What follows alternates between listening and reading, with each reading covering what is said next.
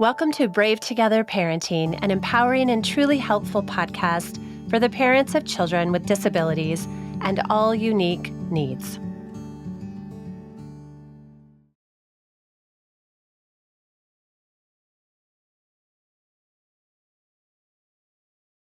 Well, first, I just want to acknowledge that our listeners are from a large geographic area as well. And so even though we are in the midst of these horrible fires right now, there's all kinds of natural disasters that happen all over the country. And so this is not just going to be about the fires. We're really just talking about how to talk to your kids when these kinds of things happen, and whether they're natural disasters or they're other kinds of disasters that unfortunately seem to pop up in our world from time to time.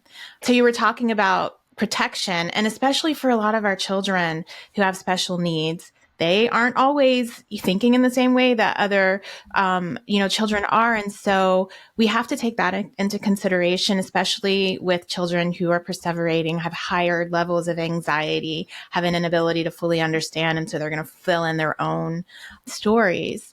And I love what Dr. Becky says about choosing truth over comfort, which makes a lot of sense because kids have a desire to know that they can go to their parents for truth, right? But I think we also have to pay attention to the difference between truth and telling everything. Mm-hmm. And sometimes parents get that a little mixed up and they think, well, if I'm going to tell them the truth, then I need to tell them everything. And no, you don't, especially for our little children, or especially for children who have that high anxiety or struggling a little bit more with an ability to understand. We can tell them simple truths, right? So we can tell them something like, there's a storm outside, but we're inside and we're going to be safe. Or we can say something simple like explaining some type of natural disaster with their understanding. So for instance, you know how there's a, fire on our stove? Well, sometimes fires show up where they're not supposed to show up, and we have firemen who are taking care of that. And you might hear something about that. And, but we're in our house and we're safe and we're going to be okay. And I'm taking care of you. You don't need to necessarily then expand to, and we might get evacuated and this is what might have to happen. But when, or if something like that happens, then you just tell them the next step at that moment.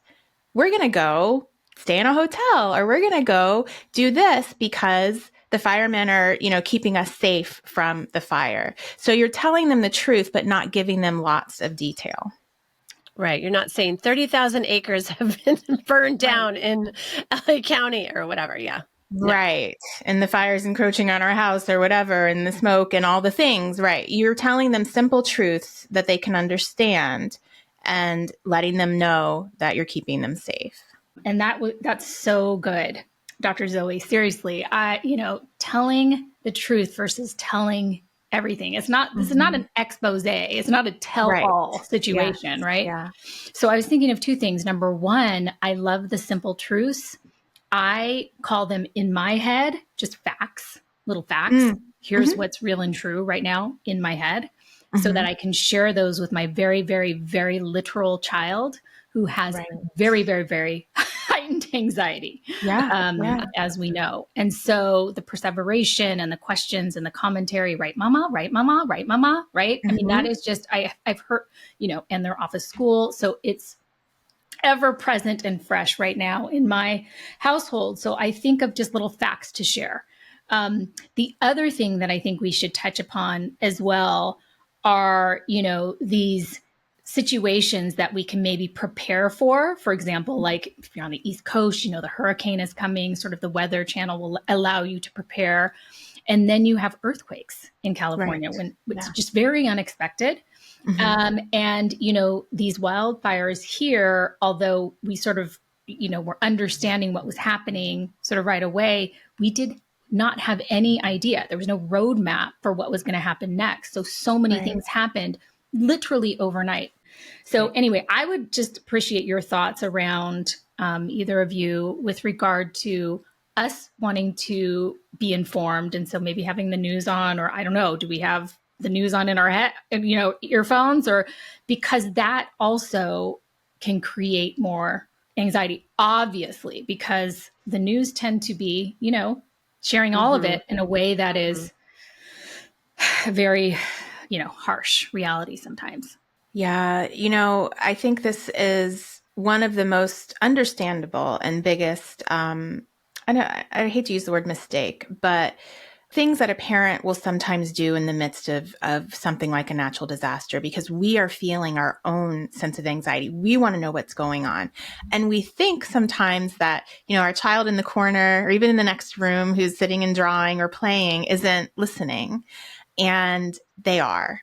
And so when we have that news blaring constantly and we are exposing them essentially to more information than they need to have, it can be anxiety provoking and damaging. And so we have to practice care in that, even when we think they're not paying attention. And it's not that you shouldn't consume your news. Absolutely consume it, but do it in a way that they cannot hear. Because then you are creating all kinds of stories in their head. And then when you want to go tell them something simple, they've already got this whole story blown up and many things that they just don't understand and can't really process. And so the best thing is to keep all of that away from them. And what also I think of, because they pick up on everything, kids are intuitive, they perceive it all.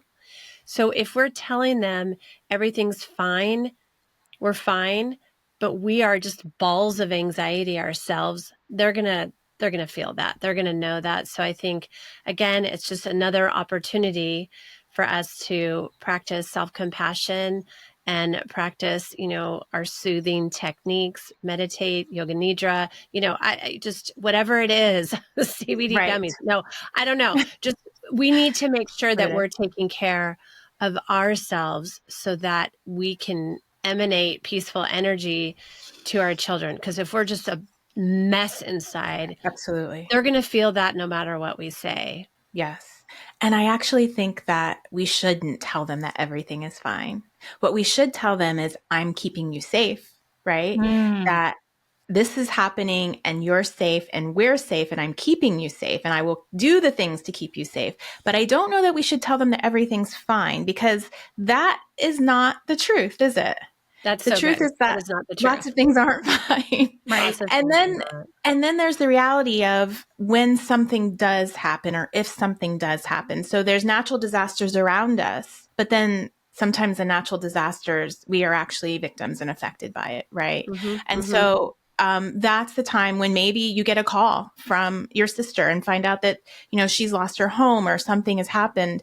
Those things you cannot keep your children from experiencing. Right. And so those are the times to come back to them and say, hey, you probably heard that conversation. This is what happened. Yeah. And this is how it's being taken care of. And we're feeling a little sad right now. And it's okay if you feel sad right now. But once again, I'm keeping you safe.